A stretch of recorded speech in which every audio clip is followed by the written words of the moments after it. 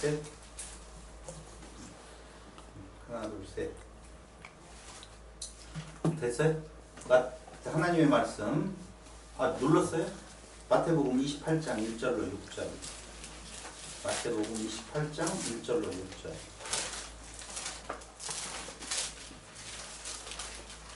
안식일이 달이 나고 안식 곧 첫날이 되는 새벽에 막달라 마리아와 다른 마리아가 무덤을 보려고 갔더니 큰 지진이 나며 주의 천사가 하늘로부터 내려와 돌을 굴러내고 그 위에 앉았는데 그 형상이 번개였고 그것은 눈과 같이 희번을 지키던 자들이 그를 무서워하여 떨며 죽은 사람과 같이 되었다. 천사가 여자들에게 말하여 이르되 너희는 무서워하지 말라. 십자가에 못 박히신 예수를 너희가 찾는 줄을 내가 아노라. 그가 여기 계시지 않고 그가 말씀하신 대로 살아나셨느니라. 와서 그가 누우셨던 곳을 보라. 아멘. 누가 살아났다는 거예요? 예수께서 살아나셨다라고 하는 거예요. 그러니까 요한복음 11장 1절로 44절에서 나사로가 다시 살아났어요. 그렇죠? 그럼 나사로가 다시 살아났었을 때 나사로를 보고 나사로인 줄 알았을까요? 몰랐을까요? 알았겠죠. 당연히 알았겠죠. 근데 사흘 만에 되어서 썩었어요. 썩어서 냄새 난다고 그랬잖아요. 그럼 어딘가가 지금 병원에 있으니까 알잖아요. 괴사가 되었든지 뭐가 썩었다는 말 아니에요. 그럼 그 모습이 다시 복원이 되었다는 거 아니겠어요? 복원이 되었겠죠. 복원이 될 때에는 지금 사흘 지나기 전 그 모습으로 복원되었을까요? 사흘 것까지 합친 뒤에 그 모습으로 복원되었을까요? 아니면 조금 여기는 좀 썩어가지고 없어진 뒤에 거기는 그 상태로 복원되었을까요? 머리 아프지요? 처음으로 됐어야 아유 살아났구나. 가끔 죽을 때. 그럼 귀하게 예수님이 살려주셨으니까 그 전에 아파서 죽었던지 했을 거 아니에요. 그 병은 다 나았을까요? 병이 있는 상태로 살아났을까요? 나았겠죠. 그래야 좀 뭐 부활답지. 머리 아파요. 머리 아픈데 그건 전부 다 모르고 뭐만 하나 알자? 나사로인 줄은 안다. 그 말이에요. 그걸 나사로의 부활이라고도 이야기할 수도 있고 나사로의 다시 살아남 뭐 이렇게 말할 수가 있어요. 근데 오늘 마태복음 28장 1절로 6절에 보니 예수가 살아나셨다라고 나오잖아요. 마가복음 16장 한번 보실래요? 마가복음 16장 9절로 14절. 제가 읽어볼게요. 내가 너희에게 말한 마가복음인데 누가 복음을 봤어요? 마가복음 16장 9절로 14절을 보겠습니다. 9절. 예수께서 안식 후 첫날 이른 아침에 이 나라 살아나신 후 전에 7 귀신을 쫓아내어 주신 막달라 마리아에게 먼저 보이시니 마리아가 가서 예수와 함께하던 사람들이 슬퍼하며 울고 있는 중에 이 일을 알림해 그들은 예수께서 살아나셨다는 것과 마리아에게 보이셨다는 것을 듣고도 믿지 아니하니라. 그 후에 그들 중 2 사람이 걸어서 시골로 갈 때 예수께서 다른 모양으로 그들에게 나타나시니 여기에 예수님이 그 죽으실 때의 모습이 아니라 다른 모습으로 나타나셨다고 나오네요. 그리고 2 사람이 가서 남은 제자들에게 알리었으되 역시 믿지 아니하니라. 이렇게 나오잖아요 지금. 그리고 또 하나 보겠습니다. 누가복음 24장 13절로 35절.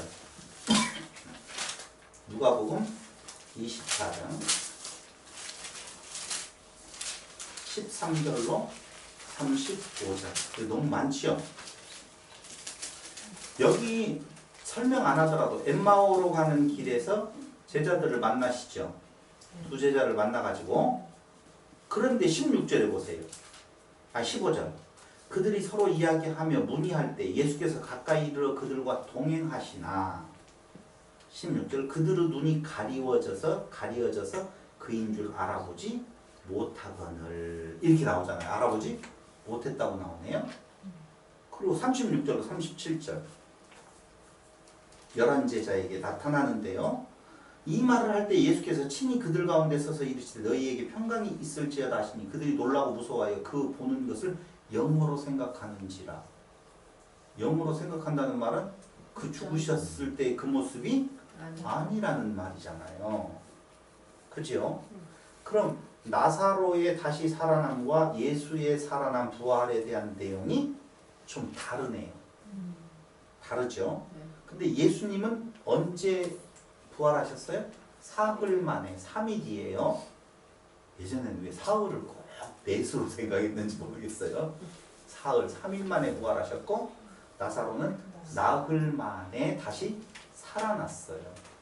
자, 거기까지 두 번째 정리를 해놓고 내용으로 들어가면 부활. 자, 부활하면 떠오르는 것이 정의를 한번 내려보세요. 부활은 다시 살아남. 다시 살아남 있죠. 변화된 봐봐요. 제가 이렇게 한번 정의 내려볼게요. 부활이란 사후 세계에 일어날 현재와는 무관한 미래의 어떤 사건이라고 정의 내릴 수 있을까요? 다시요. 부활이란 사후 세계에 일어날 첫 번째 사후 세계에 일어날 일이죠. 당연히 그렇잖아요. 어렵게 정답 맞추려고 하지 말고요. 그냥 생각하고 있었던 걸 말을 하면 돼요. 사후 세계에 일어날 현재와는 무관한 그것도 오케이? 부활하고 난 뒤 현재하고 무관하잖아요. 미래에 일어날 어떤 사건. 정의 맞죠? 예.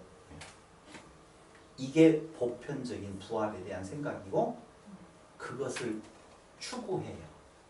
사람들이. 성경은 죽은 후의 삶에 관심 없어요. 왜? 하나님께 맡기라는 거예요. 그래서 제가 아까 이야기했죠. 내일 일 모르게 하신 그분이 죽은 이후의 삶에 대해서 이렇다라고 가르쳐 주겠어요? 안 가르쳐. 안 가르쳐 주는 것이 맞아요. 살아서 내일 일도 모르게 하는 하나님이 죽은 후에 어떤다라고 하는 내용을 말씀해 주시겠냐고요. 벌써 부하가 걸렸어요. 막 무거워요 지금. 뭐야 지금까지는 우리의 믿음이 어느 때 믿음이었는데 죽은 후에 다시 산다라고 하는 영생으로 얻으려고 했는데 이건 모르게 하는 것이지. 그럼 그거에 대해서 관심을 가질 수밖에 없잖아요. 우리 제일 관심거리가 뭐예요? 죽은 후에 어떻게 되느냐 지금. 요거 관심 많았잖아요. 근데 그 대답을 얻고 싶은데 목사님들은 다 대답을 해주는 것 같은데 시원하지는 않았어. 그래서 이은재 목사만큼 알려주겠지 했는데 뭐라고 이야기해? 하나님 거기에 관심 없어요? 라고 이야기를 끝내버렸네. 자, 저와 같이 공부했으니까 부활을 했다, 부활할 것이다? 했다. 말을 어떻게 이렇게 가요? 했다. 왜? 부활을 했다, 할 것이다? 했다. 부활할 것이다. 오늘 모습이 참 좋아요. 네. 예를 아름답게도 보이지만 공부하는 태도도 진지하고 아주 보기가 좋아요. 박수 쳐드릴게요. 네. 부활을 할 것이다 했다. 했다. 그렇게 내가 동의를 안 하더라도 들어왔던 이야기는 그 말을 지금까지 한 것 같으니까 그렇게 말한 거잖아요. 맞아요. 맞아요. 부활은 죽었던 자가 다시 살아나는 것이 부활이에요. 그렇죠? 그렇잖아요. 죽었다고 다시 살아나는 죽어야 거. 살지. 죽어야 살지요. 근데 우리는 죽음을 어디다 놓고 보냐면은 자꾸 이 육체에 숨 끊어지는 것을 죽음으로 봐요. 성경은 그걸 잠잔다라고 말하고 죽음이라고 말을 안 해요. 물론 죽음이라고 표현하는 데도 있어요. 그러나 바른 정의는 그걸 잔다 그렇게 말을 해요. 아까 예수님도 뭐라고 그랬어요? 그거 잔다 그러잖아요. 잠에서 깨우는 거예요. 그러니까 사람들은 부활을 뭘로 생각하냐? 잠에서 깨우는 걸로 생각한다니까? 아니에요. 그럼 부활은 아니에요. 그럼 부활은 뭐예요? 죽은 자가 살아나는 것이 부활이에요.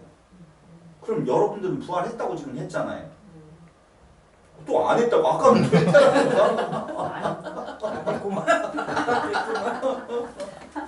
그럼 우리가 부활했다고 말하는 사람들은 한잔 더 부활했다면 그들은 이미 어떤 상태에 있었다는 거예요? 그 전에 죽은 상태에 있었다는 거예요.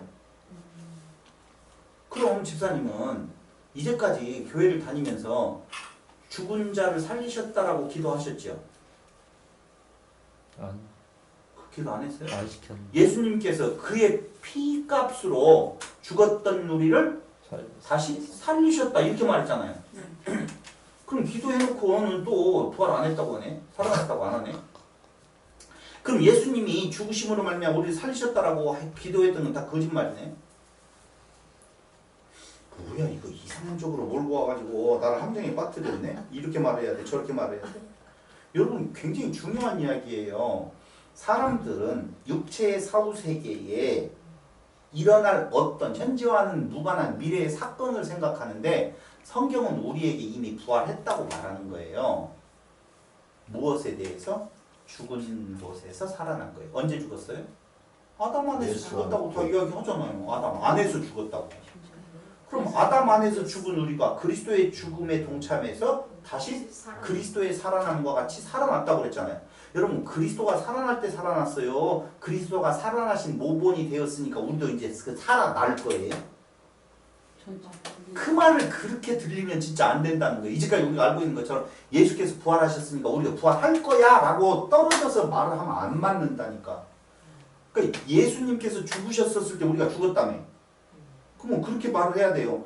예수님께서 죽으셨으니까 우리도 앞으로 죽을 거야. 예수님 죽으면 상관 있어요? 없어요? 없어. 그럼 예수님 십자가에 죽었으니까 우리 어떻게 해야 돼요? 십자가에 죽어야 돼. 예수님께 다시 살아났었으니까 우리도 다시 살아날 거야. 그렇게 해야지 맞잖아요. 근데 죽으면 예수님과 같이 죽었대. 예수님 십자가에 죽을 때 죽었대. 살아난 것은 저 뒤에 가서 살아나야 되는데 안 맞는 이야기라니까요. 그러니까 예수님의 죽으심과 더불어서 우리의 부활도 예수님 안에서 부활한 거예요. 부활된 거예요. 그래서 성경은 우리에게 뭐라고 말하냐? 너희는 새로운 피조물이라고. 새로운 피조물이라는 말은 다시 생명이 살아났다는 거예요. 그런데 여기에서 다시 살아난 생명은 나사로의 생명이어야 되겠어요? 예수님의 생명이어야 되겠어요? 예수님의 생명이어야 되겠죠. 근데 원하는 것은 누구의 생명을 원해요? 나사로의 부활과 같은 생명을 원한다니까 안 맞는 거예요. 그러니까 나사로의 다시 살아남은 그 육체 덩어리에 그걸로 재생된 거라고 보면 예수님의 다시 살아나심은 새로운 삶이에요. 뭘 벗었다는 거예요? 육체를 벗은 삶이에요. 그렇기 때문에 모양이 달라요. 그게 영원한 자의 모습이에요. 우리는 똑같은 모습으로 있지 않냐. 우리가 언제 죽었다고 다시 살아났다고 말해. 죽었다니까. 무엇로 살아난 거예요? 그가 육체를 입고 오셔서 죽으심으로 말미암아 누가 되신 거예요? 하나님 되신 거예요. 그게 부활이에요. 그럼 결국은 우리는 뭐예요? 하나님의 뜻을 강론하면서 하나님의 뜻은 어디에 있다고요? 사람을 신 되게 하는 거, 하나님의 자녀 되게 하는 거, 하나님 되게 하는 거라고 그랬잖아요. 그럼 우리는 지금 신이에요? 인간이에요? 반신반의. 어려운 질문을 막 해가지고 사람을 피곤하게 만드냐? 반신반인. 아니 새로운 피조물이라 왕 같은 제사장이라 다 말을 하잖아요. 지금 성경이 결론 내려서 이야기를 해요. 왕 같은 제사장이 될 거야. 이렇게 말해요 안 해요? 새로운 피조물이 될 거야. 이렇게 안 하잖아요. 새로운 피조물이라 왕 같은 제사장이라 너희는 이제 다시 태어난 새로운 존재라고 이야기를 하잖아요. 무엇만 걸쳐 있고 있어요? 신만 걸쳐 있고 있을 뿐이에요. 그럼 우리는 지금 부활했죠. 당연히 어떤 부활? 예수와 같은 부활.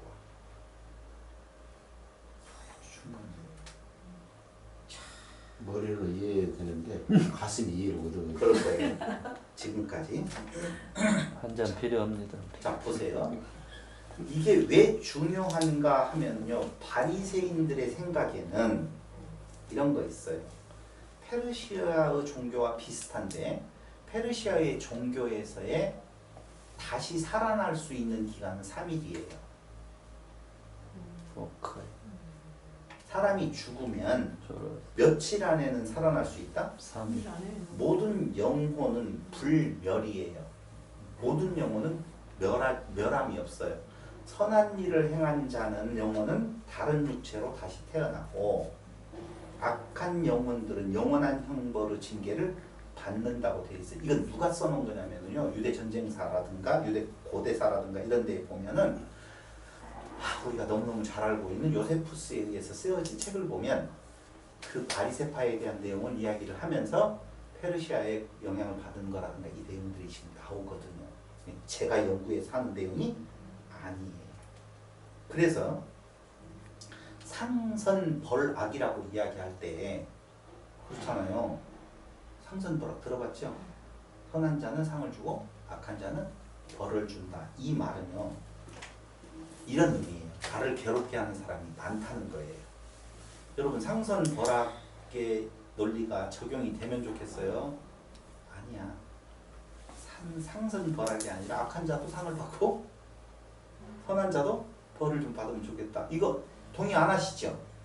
상선벌악 동의하시죠? 그렇죠.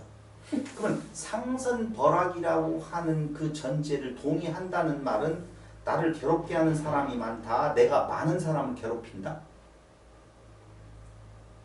나에게는 다 나쁜 놈이다. 나에게는 다 나쁜 놈이다. 나를 괴롭게 하는 사람이 많다. 네. 그게 상선벌악을 받아들이는 바탕이에요. 내가 다른 사람을 많이 괴롭히는 나쁜 놈이라고 생각하고 상선벌악 맞으면 안 되잖아요. 그렇죠? 근데 상선벌악 맞아. 상선벌악이지. 그런다는 것은 나는 의롭고 다 나머지는 다 나쁜 놈이다. 보다 당한다는 얘기죠. 내가 당하니까.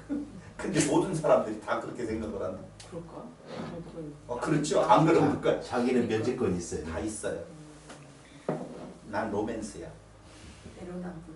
내로남불. 요새 진짜 많이 나오는 거예요. 그래서 사람들은요 보상심리가 있어서 많은 사람들을 지옥에 던져 넣어버려요. 나 빼놓고는 다 지옥 갈 사람들이에요. 이것이 페르시아의 종교적인 영향을 받은 바리새인들의 사상 안에 깔려 있어요. 그러면 자기들은 옳아요. 자기는 의로워요. 굉장히 많은 것들을 지켰어요. 상선벌악의 하나님이셔야 돼요. 그래서 나쁜 짓을 하는 놈들은 영원히 멸망당해야 되고 그들을 전부 다 어디에다 몰아넣는다고 아까 이야기했어요? 영원한 형벌의 징계 속으로 그들을 몰아넣어 버려간다 그 말씀. 그래서 그걸 예수님이 말하고 있는 복음하고는 전혀 반대. 그래서 성경은 상선벌악, 인과응보 아니라고 그랬잖아요. 은혜를 이야기를 한다고 그랬잖아요. 근데 그 종교의 영향을 받은 바리새인들이 종교의 영향, 페르시아의 영향을 받았다라고 해서 아까 바리새인이라고 하는 의미도 유래가 있다라고 하는 의미인데요. 그때 그 페르시아의 종교적인 개념에 있어서 죽음, 이것은 죽은 자의 영혼이 며칠 동안 3일 동안 떠돌다가 3일이 지나면 떠나서 완전히, 그러니까 영혼이 사흘 머물다 나흘째 완전히 육체와 격리되어서 떠난다고 믿고 있었기 때문에 바리새인들이 그때 유대인들에게 끼치는 영향이 많았잖아요. 종교적인 의미에 있어서 평민들에게 많은 영향을 끼쳤거든요. 그러니까 이 영향이 있다 없다? 있다는 거예요. 그래서 마리아, 마르다, 동네 사람들도 전부 다 예수님이 언제까지 오셨으면 3일 안에 오셔서 어떻게 했으면 살아날 수 있는 가능성이 있었는데 나흘째 되었으니 이제 방법 없다. 그 말이에요 지금. 그거 충분히 이해됐잖아요. 그런데 참 재미난 거예요. 또 하나 잡아낼 수 있다? 그럼 그들의 그 죽음에 대한 그런 사상 속에 3일 만에 살아난 사람들이 많이 있어야 될 거 아니에요. 근데 우리가 생각하건대 3일 만에 죽었다가 살아난 사람이 있었을까? 혹시 있을 수도 있겠죠. 있을 수도 있어요. 있을 수도 있겠죠. 저 아까 이야기 기절했다가 오진. 하다든가 어떻게 하다 보니까 천국에 갔다 왔어 나는. 갔다 왔다고 하는 사람들이 있으니까. 그래서 말했어요. 근데 그 사람들은 숫자가 극히 드물잖아요. 예. 죽었다고 냄새 나는 것도 아니고 3일째 냄새 나는 경우도 있어요. 한여름에 죽는 거. 한여름에 죽으면 그렇게 되어진다 이거지. 겨울에도 그러니까 그런 사람들이 있지도 않고 많지도 않았을 텐데 어쩌다 한 명 그런 상황으로 있었을 텐데도 그게 그 사회를 지배해가는 생각이었어요. 무지막지하게. 이건 정말 놀라운 일이에요. 제가 놀랍다라고 하는 말은 그 사람들이 그 생각을 갖는 이유는 아니 그렇게 살아난 사람 별로 못 봤잖아요. 그런데도 그 생각을 계속 갖고 있어. 왜? 신뢰. 아니 그걸 원하니까. 하니까 맞아. 개똥밭에 굴러도 이승이 났고 이 땅에서 이 육체로 다시 영원히 죽지 않고 살아나는 것을 끝까지 원하니까 확률은 없어도 나한테라도 한번 걸릴 수도 있으니까 그렇게 사람들은 어리석은 부분에 대한 내용 쪽으로 가고 있다라고 하는 것을 아셔야 돼요. 그래서 유대 고대사라고 하는 18권 1장의 내용에 보면 이런 말이 나와요. 선조적부터 내려오는 전통은 이게 선조적부터 내려오는 이걸 지금 누가 썼다고요? 요세푸스가 지금 쓴 당시의 기록이에요. 바리새인들에 대한 내용을 지금 기록한 건데 선조적부터 내려오는 전통은 이게 전통이 뭐냐면은 페르시아 이후에 이어져 내려오는 유전과 전통이에요. 그걸 누가 받아들인다고요? 바리새인들이 받아들여요. 신구약 중간기에 대한 내용을 받아들여요. 그걸 지금 이어서 지금 쓰는 거예요. 요세푸스가 뭐라고요? 선조적부터 내려오는 전통은 감히 바꾸려고 하지 않았다. 그들은 만물이 운명에 의해 움직여진다고 믿으면서도 인간으로부터 옳다고 생각되는 것을 행할 수 있는 자유를 박탈하지는 않았다. 참 애매해요. 바리새파는 하나님의 뜻을 행하는 것이 하나님을 기쁘게 하는 것이나 인간의 의지는 악을 행할 수도 있고 선을 행할 수도 있는 것이라고 믿었다. 그들은 또한 영혼에는 불멸의 힘이 있어서 몸이 흙 속에 파묻혀도 이 세상에서 선하게 살았는지 악하게 살았는지에 따라 상벌을 받게 되는데 제가 아까 이야기했죠. 상선도락이라고 하는 내용 쪽에서 선하게 살았을 경우에는 소생하여 다시 살 수 있는 능력을 받게 되고 악하게 살았을 경우 영원한 감옥에 갇히게 된다고 믿었다. 그럼 나사로는 선한 삶을 살았던 것 같아요? 악한 삶을 살았던 것 같아요? 선한 삶을 살았다고 생각하니까 다시 살아나길 바랐겠죠. 다른 모든 사람들도 살아나기를 바라고 3일 동안 기다렸을까요? 안 기다렸을까요? 아니야 빠르지. 계속 죽었으면 죽겠는 사람도 많지. 그렇지. 이러면 안 돼. 근데 자기에 대해서만큼은 나만 다시 살아나기를 바란다는 말은 자기가 옳다는 거예요. 자기 중심. 그런데 성경은 무엇을 이야기해요? 자기를 부인하고 이야기해요. 이 굉장히 큰 차이예요. 아유 네, 바리새인들은 끝없이 자기 의를 추구하라고 그래요. 근데 성경은 자기를 부인하는 것이 의에 들어가는 길이요. 전혀 다른 거예요. 그래서 바리새인들은 예수님에게 그런 책망을 받는 거예요. 내용은 이 세상에 선하게 살았는지 악하게 살았는지에 따라 상벌을 받게 되는데 선하게 살았을 경우에는 소생하여 다시 살 수 있는 능력을 받게 되고 악하게 살았을 경우 영원한 감옥에 갇히게 된다고 믿었다. 이런 교리들 때문에 바리새파는 유대인들에게 큰 영향력을 행사할 수 있었다. 영향력은 뭐가 영향력이 있어요? 똑바로 살아. 바르게 살아. 그렇게 살아서 되겠어? 이게 영향력이 있는 거예요? 여러분 이런 영향력은 봤어요? 어떻게 살든 간에 하나님의 뜻대로 돼. 영향력 없어요. 별로 사람들이 영향받지 않아요. 근데 그렇게 살아야 되겠어? 이렇게 살아야 될 거 아니야? 그런 걸로 집사라고 할 수가 있겠어? 영향력 있다. 있어. 확실히 있어. 진짜 확실히 있어요. 그럴 땐 움직여서 그죠. 너는 너나자리 아 정말 그렇게 말할 수 있어야 돼요. 너나자리 그렇게 말하는 목사가 있다라고 보면 너는 이라고 말할 수 있어야 되는데 감히 못 덤벼요. 쫓겨나요. 속으로만 또. 술 한잔 먹고 널 손으로 하는 건 무효예요. 술 한잔 먹고 하면 영향력이 없어요. 그래서 유대인들은 하나님께 제사를 드릴 때나 기도를 할 때나 희생을 드릴 때 바리새인들이 시키는 대로 하였다. 바리새파는 삶의 모습에서나 가르침에 있어서 온전한 덕, 율법적이고 도덕적이 있었기 때문에 온전한 덕, 제가 지금 물음표 쳤어요. 여기다 온전한 덕 아닌데도 그들은 온전한 덕을 세우는 자들이고 행하는 자라고 스스로를 칭하고 일반 사람들도 그들은 그 모습에서 굉장히 높임을 오늘날 껌먹던 목회자들하고 같은 모습을 보이고 있었어요. 때문에 백성들은 그들을 크게 존경하였다라고 생각을 하면서 거기에서 파생되어지는 아까 3일이라고 하는 개념은 선하게 살면 3일간 육체를 떠돌게 되는데 이때 다시 윤회할 가능성이 있다고 생각하였어요. 4일째가 되면 육체를 완전히 떠나서 마지막 날에 부활한다고 생각을 했어요. 이해됐죠? 그래서 마르다 마리아가 그 말을 하는 거예요. 예, 마지막 날에 부활할 줄 압니다 라고 말을 하는 거예요. 그러면 사람이 죽은 후 바로 부활의 마지노선을 며칠까지로 둔다고요? 3일까지도 두었다라고 하는 겁니다. 이게 바리새인들에게 중간기에 형성된 페르시아의 종교적 영향을 받은 사상이에요.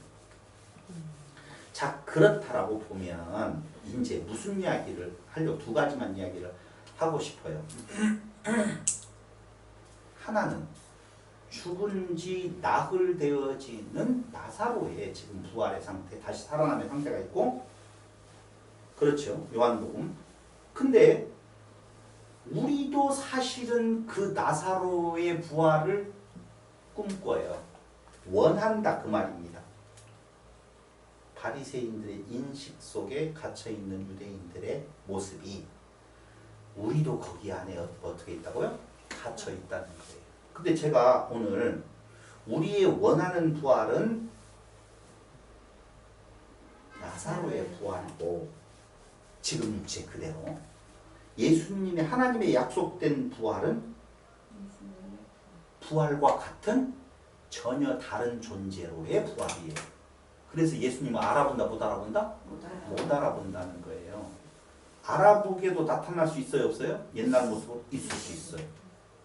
그러니까 우리의 부활의 모습은 어떤 거예요? 다 같이 시작. 몰라요가 맞아요. 근데 우리는 부활하면 떠오르는 생각이 뭐만 떠올라요? 이 육체가 다시 지금 살아. 그래서 제가 많은 분들에게 그 부활에 대한 어떻게 부활하냐고 물어볼 때 제가 그렇게 물어봐요. 그럼 부활은요, 죽었을 당시의 나이로 부활해요? 아니면 청년기 그 살아왔던 70년 살았으면 35살로 반절로 쪼개서 부활해요? 아니면 어린아이에 새로 태어난 깐난쟁이로 부활을 해요? 손가락은 9개 반으로 부활해요? 10개 나와서 부활해요? 이놈이 부활을 하고 보면 이거 어디로 지금 가고 썩어 있을 때 그게 다시 볼록볼록 올라오고 여기다 붙어요? 알 수가? 아니요, 그런 부활이 아니라는 말이에요. 그래서 예수님의 부활에 대해서 성경이 뭐라고 말해요? 모른다. 이렇게 말을 한다니까요. 지금 베드로 전서 1장을 보겠습니다. 베드로 전서 1장.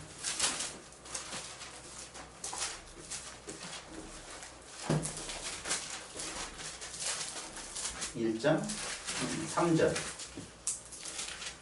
우리 주 예수 그리스도의 아버지 하나님을 찬송하리로다. 그의 많으신 긍휼대로 예수 그리스도를 죽은 자 가운데서 부활하게 하심으로 말미암아 우리를 거듭나게 하사 산 소망이 있게 하시며 썩지 않고 더럽지 않고 쇠하지 아니하는 유업을 잊게 하시나니 곧 너희를 위하여 하늘에 간직하신 것이라. 어디에 간직됐대요? 하늘에 간직한 거예요. 절대 부활체는요, 이 땅 위에 있는 이 육체가 아니에요. 하늘에 간직돼. 왜 하늘에 간직되어 있을까요? 우리가 하늘 되니까. 부활해서 되는 일이 하나님의 아들이잖아요. 하나님이라고 그렇게 이야기했잖아요. 그리스도 하나 되었다라고 이야기를 하잖아요. 그러니까 하늘에 간직하신 거예요. 이거 잘 들으셔야 돼요. 지금 우리는 어디에 살지요? 이 질문이 너무 어렵. 하늘에 살아. 하늘에 살아요. 하나님의 나라에 살아요. 새로운 피조물로서. 그러니까 지금 우리가 부활하에 살아가는 거예요. 어떡하냐. 이렇게 피곤한 인생이 부활한 인생이야.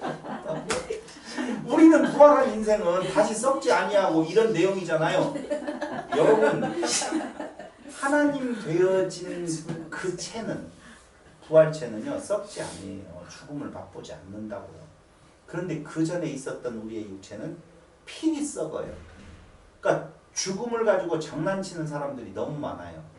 어떻게 많아요? 안 죽고 살아서 믿는 자, 이런 말로 하죠. 아니 그래서 지난번에 우리 어떤 집사님하고 대화를 하면서 살아서 믿는 자, 아니 마지막 때가 되어지면 믿는 자를 보겠느냐 그랬는데 얼마나 많은 사람들이 살아서 예수를 믿는 자가 되어서 그들을 위한 메시지가 증거되었겠느냐. 아니다. 모든 성도들을 향한 메시지지 몇 사람을 향한 메시지가 아니다라고 하는 내용이에요. 우리는 너무 많은 착각을 하고 있는 거예요. 세대주의라든가 이 인간의 역사 속에서 어떤 부분에 대한 내용을 끼워 넣어서 그걸 세려고 하는 시도들이 끝없이 이어져요. 우리도 지금 그거 세잖아요. 몇 살까지 살 수 있는 거야? 언제 죽는 거야? 죽으면 어떻게 되는 거야? 이쪽으로 가고 있잖아요. 우리는 지금 영원을 사는 거예요. 하나님의 나라에 사는 거예요. 그런데 우리는 나사로의 부활을 꿈꾸면서 하늘에 간직된 영원히 썩지 아니한다라고 하니까 이것이 안 죽고 안 없어지고 이것이 썩지 아니한 요 몸을 생각한다니까요. 예수님은 썩어요, 안 썩어요? 자, 다시 말할게요.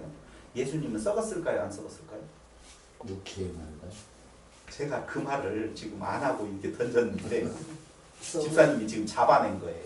그거 저것이 무슨 의도로 물어보는 내용이 내가 들어가야 되겠다고 들어오신 거예요. 맞아요. 예수님의 육체 썩었을까요, 안 썩었을까요? 저는 성경에 안 나와 있어요. 관심 없어요. 근데 굳이 한번 생각해 본다라고 하면 그 육체 당연히 썩었겠지. 만약에 안 썩고 그 육체로 다시 부활했으면 예수님은 똥 쌌어요? 답 없어요. 부활체는 그런 거 아니라고요. 그러니까 우리는 육체를 가지고 있지만 영원한 삶을 살아가는 거라니까요, 지금. 근데 이 영원한 삶을 살아가는 데 삶이 피곤한 이유는 그렇죠. 그게 자기를 부인하는 거예요. 생각을 해봐요. 성경은 택자에게 준, 성도에게 준 메시지예요? 안 성도들에게 준 메시지예요? 성도들에게 준 메시지예요. 철저히. 교회는요, 이거 교회잖아요. 교회는요, 예수 믿으세요가 아니에요. 성경 하나를 지금 더 보려고 해요. 그게 그 배경을 알아야 된다라고 하는 내용 중에서 하나를 더 보는데 어디를 보냐면요, 이 내용까지 같이 하고 말씀을 정리를 하도록 한번 해보겠습니다. 자, 마가복음 4장 1절 한번 보세요.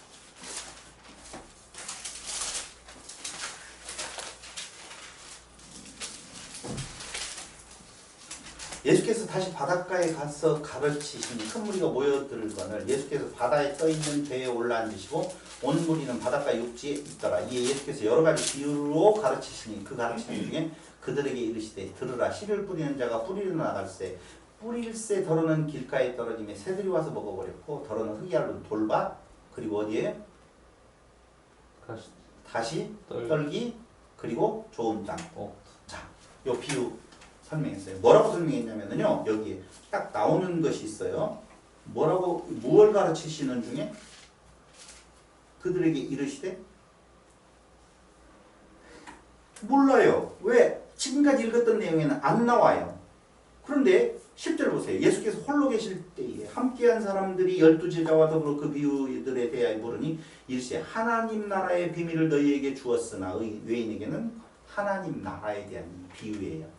그럼 자, 하나님의 나라 잘 보시고 어떻게 되어 있어요? 씨 뿌리는 비유 알고 있죠? 그렇죠? 자, 무슨 뜻이 있을까요? 씨 뿌리는 비유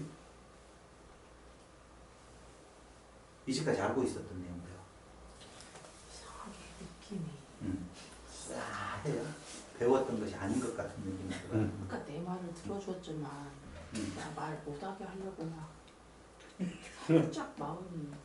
가만히 뭐 말인지는 잘 모르겠지만 이게 중요한 이야기예요. 이 대목에서 여기에 배경을 모르면 이상하게 들리고 이상하게 말을 해도 못 풀어요. 그럼 같은 조씨 집사님이 받으셔서 요건 어떻게 생각을 하세요? 내게 밭 모르면요 토스 목사님이 아니 보통 다 내 네. 마음이 저을 따위. 잠깐만요. 보통으로 말하지 말고 네 생각을 지금 알고 있는 네 생각을 말하세요. 지 생각 얘기하네. 어영부 도망가지 마요. 보통으로 하지 말고 곱빼기 얼렁뚱땅하지 말라고. 얼렁뚱땅 하지 말고 곱빼기로 말해보세요.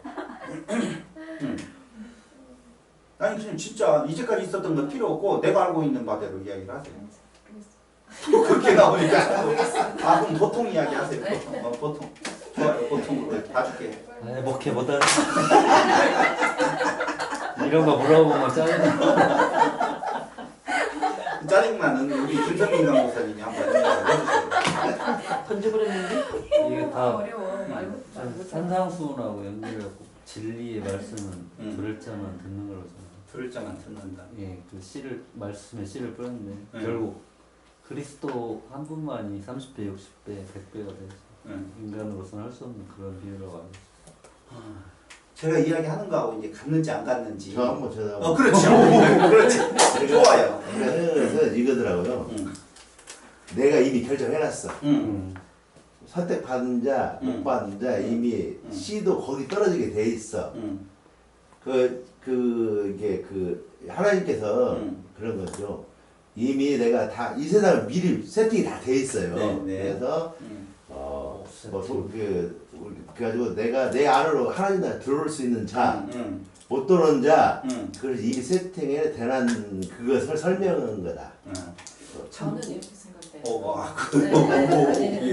말라고 금방 생각했는데 어. 씨는 예수 그리스도고 좋은 땅, 뭐 가시돌 이런 것은 결국 좋은 땅은 내가 부인되는 내가 없는 그 땅에 떨어졌을 때 그 그리스도가. 그럼 가시떨기는 뭐고 돌밭은 뭐고 길가는 뭐예요?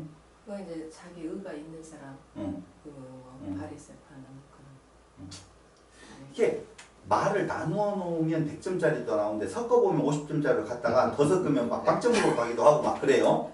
이 정확하지가 않아요. 그러니까 차라리 그냥 그렇게 모르겠어. 헷갈렸어. 이렇게 마저 해보시면 좋을 것 같아요. 전제. 배경을 알아야 된다고 그랬잖아요. 그때 당시에 유대 사회의 파종, 농사의 배경을 알아야 돼요. 이해돼요? 오늘날 한국을 배경으로 이해하면 답이 안 나와요. 여기 우리 번들이 수교 살았던 분들은 농사 있잖아요. 씨를 길가에다 뿌리는 사람이 있어요, 없어요? 없어요. 미친놈이지. 여기 나오는 돌밭은요, 밭에 돌이 몇 개 있어서 그걸 캐내는 밭이 아니에요. 우리가 돌밭이라고 돌만 있는 그 곳이에요. 밭이라는 말이 아니에요. 그냥 돌산, 돌산은 아니고 돌평지. 돌만 있는 거예요. 가시떨기라고 하니까 밭에 이상하게 하나씩 이렇게 나가지고 가시떨기 밭 이런 것이 아니라 그냥 가시만 있는 곳이에요. 그럼 가시만 있는 그 자체에다가 씨 뿌리는 사람 있어요, 없어요? 없어요. 길가에다가 뿌리는 사람 있어요? 아까 이야기했죠, 어떤 놈? 미친놈. 밭에다가 돌만 있는 곳에다 씨 뿌리는 사람 있어요, 없어요? 없어요. 씨는 어디다 뿌려요? 밭에다가 뿌려요, 그냥. 그럼 밭이라고 말하려면 그냥 좋은 밭, 여기에 나온 좋은 밭이에요. 그런데 왜 거기에다 다 뿌렸는데 뭐가 막히고 어쩌고 말라고 이런 말이 왜 나올까요? 말이 안 맞잖아요. 지금 그런 곳에다가는 절대 씨를 안 뿌려요. 수교에서는. 번들이에서도 안 뿌려요. 그렇죠? 만경평야에서도 안 뿌린다니까. 만경평야에다 뿌리지 그 동네에 어떤 돌짝이 막 있는데 거기에다 미친놈이 아닌 다음에는 안 뿌린다니까.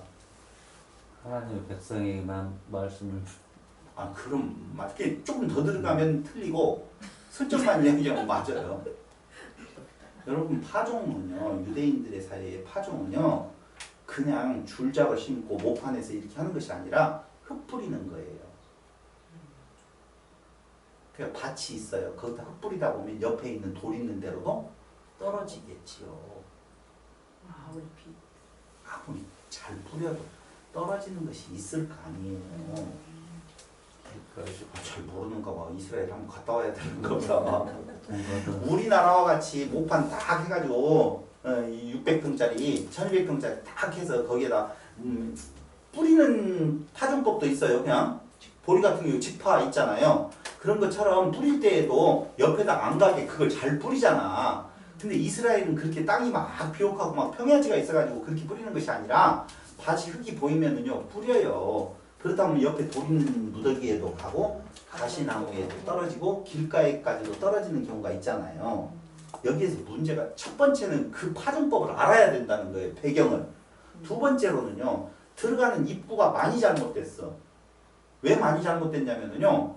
자꾸 밭을 개간하라고 말을 해요. 돌을 골라내고 가시를 베어내고 길가에 같이 굳은 마음을 어떻게 하고 부드럽게 파내고 그런 사람을 뭐라고 말해요? 율법. 길가를 부드럽게 하고 돌짝을 치우고 가시나무를 베어내고 막 그런 사람 뭐라고 말해요? 미친놈이라고. 아니 길인데 왜 지가 그걸 파서 논으로 밭으로 만들려고 그래. 길은 길이어야지요. 아니 돌밖에 없는데 돌을 골라내면 또 뭐예요? 또 돌이요. 그걸 왜 그러냐고요. 그리고 세 번째, 밭이 아니 길가가 막 지가 막 개간을 해요. 아니 길가가 아이고 난 너무 단단하니까 이거 안 되겠다. 내가 막 어떻게 해가지고 그걸 부드럽게 해야겠다. 돼요? 안 돼요. 돌만 있는 데에서 야 이거 돌만 있어가지고 일단 시가 와서 안 뿌려지니까 내가 빨리 돌을 내가 치워야지 막 돌이 막 움직여가지고 막 옆으로 가요? 그런 거 없어요. 근데 우리는 그런 배경들에 대한 집합법이라든가 그때 그 시기에 그렇게 땅이 엄청나게 많은 것이 아니라서 넓게 해서 이렇게 뿌리는 것이 아니라고 하는 내용을 모르기 때문에 일단은 밭이 그런 종류가 있는 줄 알아요. 길가라는 말을 길가 같은 밭 이렇게 생각한다니까. 길 위에 뿌린다라는 뿌려지는 거예요. 그냥 뿌리다 보니 그러니까 길가 밭이 따로 있고 단단해진 밭이 있다든가 돌자각이 있는 밭이 있다든가 아니고 그냥 그 밭은 그 밭이에요. 그 밭이 아니라 그 용도로 그냥 있는 거예요. 그럼 온전히 밭은 어떤 밭이에요? 좋은 밭만이 밭이에요. 그렇죠? 그 다음에 그 밭을 더 좋게 만들고 씨를 뿌리는 건 누가 하는 거예요? 농부가 하는 거예요. 농부가. 근데 우리는 농부는 씨를 뿌리는데 밭이 지가 알아서 빨리 개간을 해야 된대. 지금 교회들이 그렇게 가르친다니까. 맞아요. 응. 좋은 땅. 좋은 땅으로 개간하라는 거예요. 네 그 자기 마음. 칼칼하고 텁텁한 마음이라든가 욕심 마음이라든가 욕심 마귀를 막 빼내고 어떻게 해갖고 막 개간을 해가지고 막 단단해진 네 마음을 다 해가지고 부드러워지면 갖다 돈 내라 이런 걸로. 전혀 아니에요. 그러니까 거기에서 여기에서 지금 말하고 있는 내용은 딱 하나밖에 없어요. 뭐예요? 아까 이야기를 했잖아요. 하나님의 선택에 대한 이야기라든가 이런 것들 이야기했죠. 약간의 교리적인 부분에 대한 설명이 필요하지만 거기까지 들어가려고 하는 것은 아니고 무엇이다? 밭은 밭이고 그 밭에 씨앗을 뿌리는 자는 농부다. 정해졌다. 정해졌어요. 근데 정해졌으니까 나는 뭐 길간지 어쩐지 모르니까 난 가만히 있어. 그럼 뭐 언제 뭐 헷갈린데요? 뭐 할 일이 없는 거예요. 그냥 너희들은 정해진 무엇이다. 근데 이 메시지는 누구에게 전하는 거라고요? 성도들에게 전한 거라고요. 너희는 그 밭이다라고 하는 말을 강조하려고 하는 것이지 밭이 되라고 하는 말은 아니에요. 근데 교회는 자꾸 밭이 되라고 하면서 어떤 행동을 유발시킨다니까. 그렇지 않으면 어떻게 된다? 열매에 결실하지 못한다. 30배, 60배, 100배의 열매를 결실해야 되는데 그 결실이 안 일어나면 지옥 갈 것 같이 이야기를 한다니까요. 여러분 30배, 60배, 100배의 열매는 뭘 말해요? 그렇지. 그쪽으로 갈 줄 알았어 내가. 뭔 축복? 말씀. 거두어야 되죠. 풍성한 진리. 그렇게 생각을 한다고 사람들이. 나는 아닌데. 아닌데 알아요. 이번에는 내가 분명히 표정을 보고 알았어요. 그러니까 뿌린 대로 거둔다라고 하는 내용 있잖아요. 심은 대로. 근데 뭘 뿌렸다고 그랬어요? 씨는 말씀이라고 그랬잖아요. 그러니까 말씀이 뿌려지면 말씀의 30배, 말씀의 60배, 말씀의 100배가 거두어지는데 갑자기 물질이 들어온다? 교회에서 설명할 때는 물질의 30배, 물질의 60배, 물질의 100배가 들어오고 그 집안이 완전히 융성하게 되어지는 것으로 이야기를 한다니까요. 11조를 많이 해야 돼. 그렇죠. 그것도 그러니까 어떻게 마음이 강팍해가지고 내 돈은 내 돈이고 네 돈도 내 돈이다 이렇게 하는 마음을 개간해가지고 하나님 앞에 어떻게 잘 드렸더니 30배, 60배, 100배가 이런 사기꾼들 같은 거 절대 아니에요. 그럼 뭐예요? 30배, 60배, 100배는? 아까 전제했어요. 누구에게 던져주는 거라고요? 성도들에게. 좋은 밭. 그럼 좋은 밭에 뿌려진 말씀 계속 뿌리잖아요. 봐봐요. 전도는 누가 해요? 성도된 자들이 하고 목회자들이 하고 교회된 자들이 복음을 전하잖아요. 그러면 그 전하는 자들이 우리 교회에 나와봐. 복 받는 자 많다. 목사님 잘생겼다. 우리 교회는 얼마나 친교가 잘하는 어른이다. 놀러와 좀. 다 엉터리 같은 일이에요. 여러분 성경은 분명히 말해요. 때를 얻든지 못 얻든지 전도하고 안 받아들이면 신발 털고 나오고 그 사람을 인도하려고 할 내용이 있어요? 없어요? 없어요. 신경은 어디에다 쓰라고 나와 있어요? 전도는 던져놓고 말아버려요. 그들이 아니면 밭이 아니면 어떻게 해요? 안 받아들여지 열매 맺지 않게 되어 있어요. 그 사람을 개간해가지고 열매를 맺어오라는 말을 성경에 없다니까요. 그냥 복음을 던져놓고 말고 그 다음에 육성은 어디에서 해요? 30배, 60, 100배는? 밭 안에서 그것이 이루어지는 거예요. 그러니까 지금 우리 하는 일이 바로 뭐예요? 씨 뿌리고 가꾸는 일이란 말입니다. 이 일을 하는 거예요. 이 말씀 전해져서 30배, 60배, 100배가 되면 그 안에 뭐가 충만하게 되어지겠어요? 그리스도가 말씀이 충만하게 되어지고 무엇은 없어지겠어요? 피 이런 것들은 다 없어질 거 아니에요. 농부가 다. 그게 뭐예요? 자기를 부인하고 해요.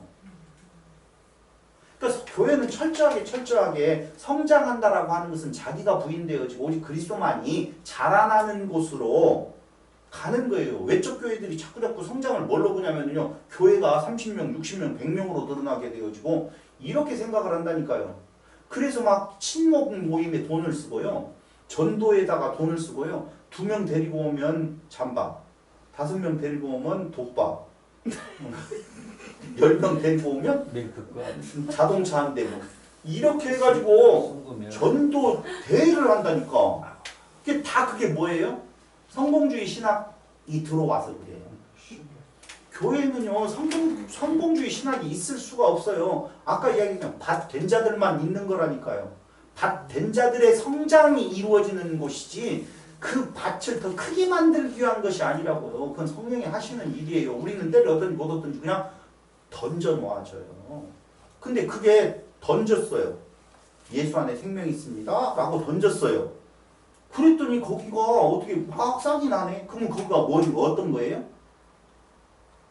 좋은 밭인 거예요. 좋은 땅인 거예요. 그게 좋은 땅을 개간해가지고 그들 데리고 오라는 말이 아닌데도 불구하고 자꾸 외형적인 그런 행동을 유발하려고 하는 부분들이 오늘날 한국 교회 안에 문제거리로 남아있다라고 하는 거예요. 그래서 어떤 형태가 나타나는 것이냐, 아까 이야기했던 부활에 대한 내용도 끝까지 사람을 중심으로 한 사람에 만족되어지는 나사로의 부활과 같은 것을 꿈꾸어가는 자들이 있다는 거예요. 여러분 교회는요 내일 일 몰라요. 모르고 살아가는 거예요. 괜찮아요. 다 육체는 죽게 돼 있어요. 썩게 돼 있어요. 예수님의 육체도 썩지 아니한다고요. 그 육체 썩어야만이 새 생명 태어난다고 했잖아요. 땅에 떨어져 썩지 아니하면 하늘 그대로이지만 썩으면 많은 열매를 맺는다고 그러죠. 그걸 또 예수님이 죽어서 그때는 그렇게 썩는다고 말을 한다. 그러면 부활할 때는 안 썩었다고 또 말을 하고 싶어 한다. 이게 머릿속이 헷갈린다니까. 그 육체는 다 후패해져 가고 없어져 버릴 것들이에요. 이 육체에 대한 내용에 있어서 요 시기와 저 시기를 구분을 하지 말고 여러분들에게 누누이 강조했지만 저는 차원이 다른 세계로 보인다고 말합니다. 그러니까 지금 현재가 인터스텔라라고 하는 영화가 맞다라고는 말하는 건 아니에요. 근데 저 차원의 세계와 이 차원의 세계가 있어요. 알죠? 인터스텔라 봤어요? 우주로 나갔는데 그분이 어떻게 무슨 블랙홀인가 뭔가를 어떻게 해가지고 책꽂이 너머로 저 세상이 있고 이 세상이 있고 뭐 어떤 것이 먼저 세상인지도 조차도 몰라요. 그러니까 여러분 우리의 죽음은 결코 죽는 게 아니에요. 그럼 뭐예요? 지금 우리가 천국을 사는 거예요? 영원을 사는 거예요? 우리는 부활해서 사는 거예요? 근데 그 온전한 완성의 때는 육체를 벗은 때예요. 근데 그 육체를 벗은 때가 우리의 입장에서 보면 개개인이 다 다르잖아요. 근데 그 개개인이 다른 걸 인정하지 아니하고 역사의 어느 한순간 몇천 년이 흘러간 뒤에 그때 딱 심판의 때와 완벽하게 변하는 것으로 생각하는 건데 그렇게 생각 안 들어요. 자, 오늘 이야기를 정리해서 마치기로 하겠어요. 두 가지의 성경 구절을 봤어요. 배경을 알았더니 씨 뿌리는 비유에 대한 내용도 복음을 이야기를 하고 있고 또 배경을 알고 보니까 부활에 대한 내용도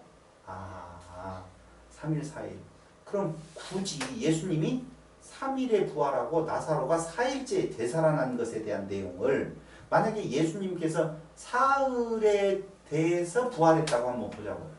아니면 나사로가 3일 만에 부활했다라고 보면 다시 살아났다고 보면 살활자가 살아났어요. 죽은 자를 살리시는 능력이 있으신 분에 의해 살아난 거예요. 살활자가 살아난 거예요. 예수님 메시아라고 하는 것에 대한 증거가 안 돼 의심받을 수 있는 내용이 되겠지요. 살아난 자를 못 봤음에도 불구하고 그거 하나 살아나면 저는 3일 안에 그 영혼 안에 묵체 안에 머물고 있다가 다시 살아났다고 말하고 예수님의 부활에 대한 능력을 안 믿는 것이 되어지겠죠. 그래서 예수님 메시아라고 하는 내용에 대해서 다시 한번 드러내면서 진짜 부활은 무엇이다? 이렇게 육체가 드러나는 것이 아니다라고 하는 걸 3일 부활을 통하여서 변화되어지는 모습으로 드러남으로 말미암아 우리에게 그 부활의 의미를 확실하게 드러내 보여주신 거예요. 그렇게 알면 돼요. 근데 우리는 또 과연 이 육체가 살아날 것이냐 안 것인가를 또 생각한다라고 보면 성경이 말하려고 하는 진짜 부활에 대한 의미를 잘 모르는 거예요. 그래서 저는 바리새인들이 페르시아의 영향을 받아서 그 부활에 대한 내용의 그 모습이 그 세계에 그렇게 퍼져 있었던 것은 하나님의 섭리 가운데 있어서 진짜 부활과 다시 살아남에 대한 부활의 능력이 있은 예수를 증거하기 위한 토대로 써먹는 현장이었었다라고 정의를 내릴 수가 있다는 것입니다. 그래서 배경을 알게 되면 성경을 이해하는 데 이해도가 굉장히 높아지고 앞으로 이런 중간사 이런 내용보다는 성경 내용을 가지고 그 배경이 어떻게 이루어졌는 건가에 대한 내용을 같이 살펴보면서 진리를 좀 살펴보려고 그렇게 생각을 했습니다. 예, 질문 있으면 받겠습니다. 됐어요? 네.